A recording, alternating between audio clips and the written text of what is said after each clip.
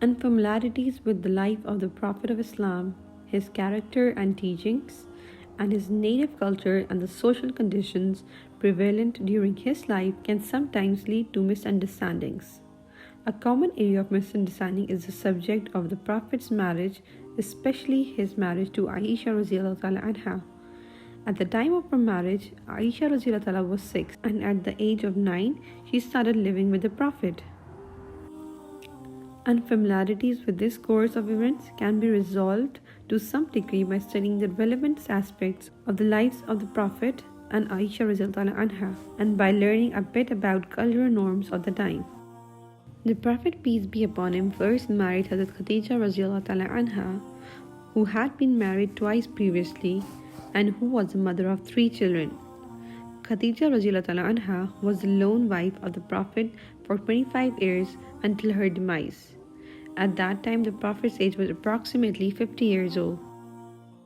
From this, we can see that in his youth, the Prophet did not opt for a young woman, but instead chose a middle-aged, honorable wife who was twice widowed and had 3 children. Furthermore, after her demise, the Prophet, peace be upon him, married Sauda bin Zama, who was also a widow and had a son. With regards to Aisha radiallahu ta'ala anha, a few things should be noted.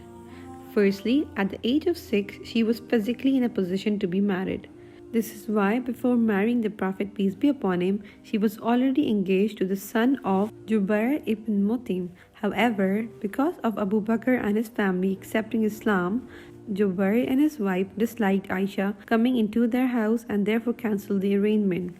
Secondly, Aisha herself explained that after her marriage, her mother would take great care of her health.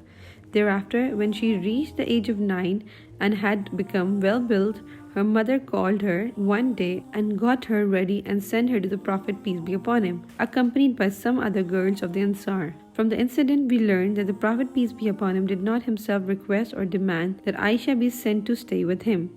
On the contrary, it was her mother who herself thought it was appropriate that she begin to stay with the Prophet. A question may still arise as to the rationale and wisdom behind Prophet, peace be upon him, marrying Aisha radiallahu ta'ala anha in those particular circumstances. One obvious answer is related to the propagation and preservation of the Prophet's teaching.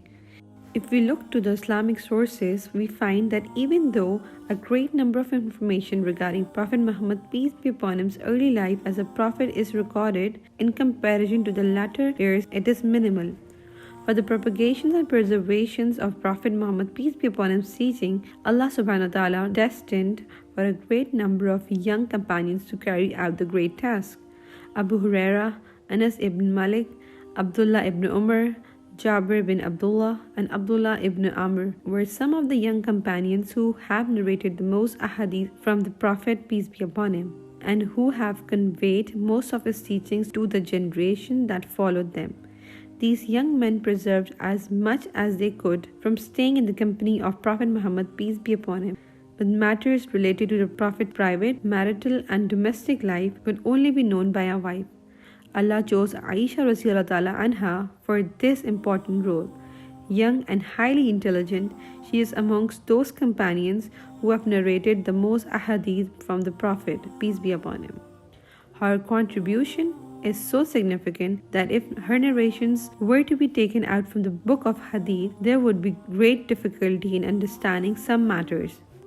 We can conclude from this brief discussion that the Prophet, peace be upon him, was not a person led by his desires, that Aisha was mentally and physically developed for marriage, that it was the custom among Arabs for girls to marry at a young age, and finally, that the Prophet, peace be upon him's marriage to Aisha was motivated by religious duty only.